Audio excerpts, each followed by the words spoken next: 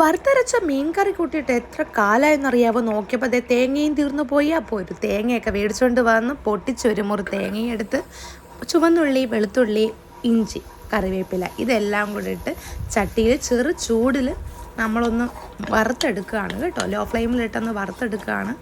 തേങ്ങ വറുത്തരച്ച ഒരു മീൻ കറിയുടെ റെസിപ്പി ആയിട്ടാണ് ഞാൻ ഇന്ന് വന്നിരിക്കുന്നത്. സിമ്പിളായിട്ടുള്ള, എല്ലാവരും ട്രൈ ചെയ്തിട്ടുള്ളതാണെന്ന് എനിക്കറിയാം.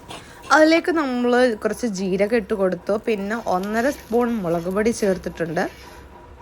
അതിലേക്ക് നമ്മൾ 1 സ്പൂൺ മല്ലിപ്പൊടി, മഞ്ഞൾപ്പൊടി, ഉലുവാപ്പൊടി ഇട്ട് കൊടുത്ത് ഇതെല്ലാം മൂത്തതിന് ശേഷം നമ്മൾ ജാറിലോട്ട് ആഡ് ചെയ്യുകയാണ് കേട്ടോ.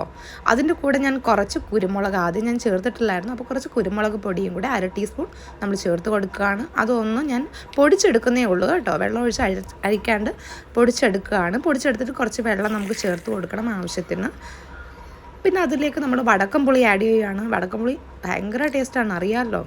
വറുത്തരച്ച മീൻ കറിക്ക് അസാധ്യ ടേസ്റ്റായിരിക്കും വടക്കംപുളി. അപ്പോൾ നമ്മളിതേ തിളച്ച് വന്നിട്ടുണ്ട്. കഷ്ണങ്ങളെല്ലാം നമ്മൾ ചേർത്ത് കൊടുക്കുകയാണ്. അപ്പോൾ ലോ ഫ്ലെയിമിൽ തന്നെ നമ്മൾ ഇട്ടിട്ടായിരിക്കണം നമ്മളിതുപോലെ ചെയ്തെടുക്കാൻ വേണ്ടിയിട്ട്. അപ്പം അടിയിൽ പിടിക്കില്ല. അപ്പോൾ നമ്മൾ കുറച്ച് വെളിച്ചെണ്ണയൊക്കെ ചേർത്ത് കൊടുത്തിട്ടുണ്ട്. ഇതേ ലേശം കുറുകി വരുന്നുണ്ട്.